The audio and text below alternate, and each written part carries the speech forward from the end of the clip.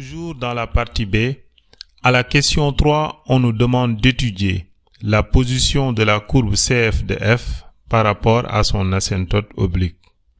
Nous savons depuis la question 2 que l'asymptote oblique avait pour équation y égale à x. Donc, pour étudier la position de la courbe par rapport à cette asymptote, il suffit de faire la différence de f de x moins y et d'étudier son signe. Mais quelle expression de f de x choisir? N'oubliez pas que f en avait deux. Une sur l'intervalle moins l'infini 1 et une autre sur l'intervalle 1 plus l'infini.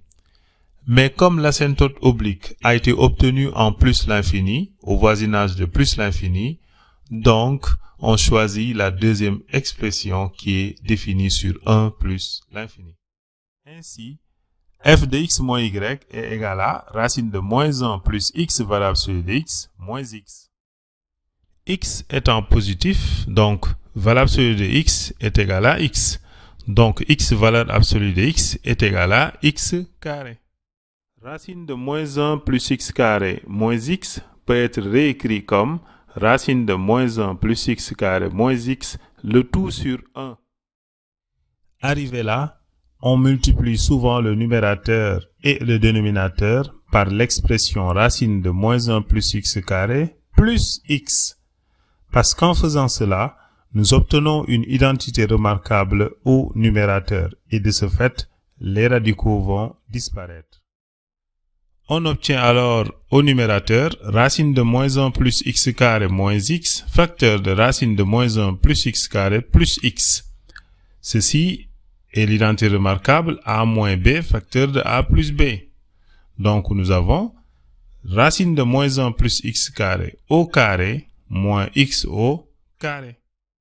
Ce qui donne moins 1 plus x carré moins x carré. En simplifiant, on obtient enfin moins 1 sur racine de moins 1 plus x carré plus x. Au dénominateur, on a la somme de racine de moins 1 plus x carré et x. Racine de moins 1 plus x carré est positif. X est positif parce que x est dans l'intervalle 1 plus l'infini. D'où le dénominateur est positif. Et alors, le quotient moins 1 sur racine de moins 1 plus x carré plus x est négatif.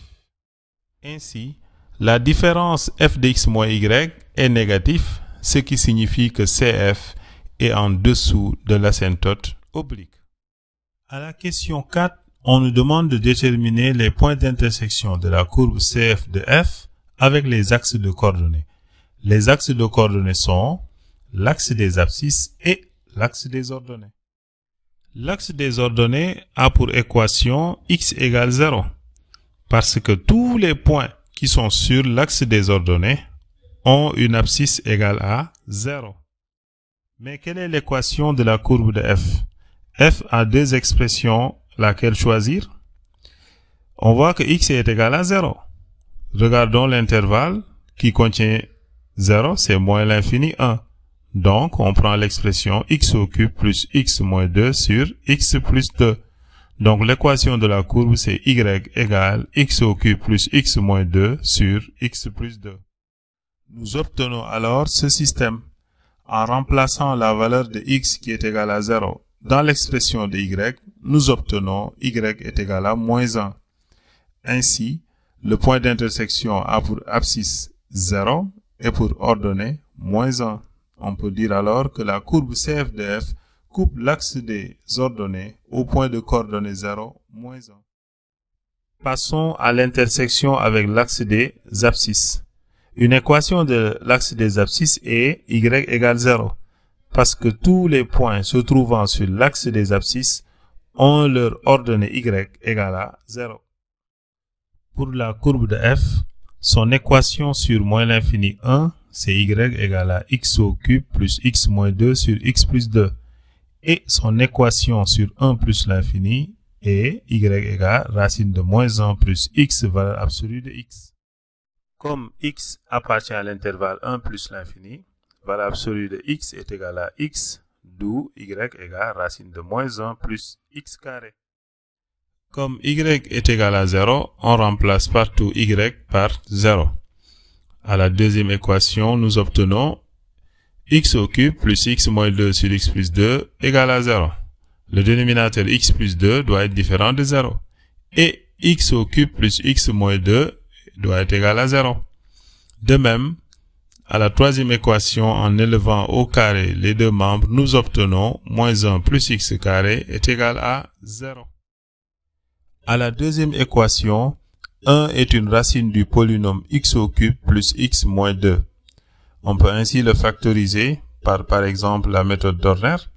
Nous obtenons x moins 1 facteur de x au carré plus x plus 2 égale à 0. Ce qui signifie x moins 1 égale à 0 ou x au carré plus x plus 2 est égal à 0. Et comme le discriminant de x au carré plus x plus 2 est négatif, alors on a x moins 1 est égal à 0, d'où x égale à 1. De même, à la troisième équation, moins 1 plus x carré égale à 0, ce qui signifie que x carré égale à 1, et alors x égale à moins 1 ou x égale à 1. À la deuxième ligne de ce système, on a x égale à 1. Mais est-ce que 1 est une valeur possible pour x? Oui, parce que 1 est dans l'intervalle moins l'infini 1. À la troisième ligne, on a x égale à moins 1. Est-ce que x peut être égal à moins 1? Non, parce que moins 1 n'est pas dans l'intervalle 1 plus l'infini. Ainsi, la courbe CF de f coupe l'axe des abscisses au point de coordonnées 1, 0.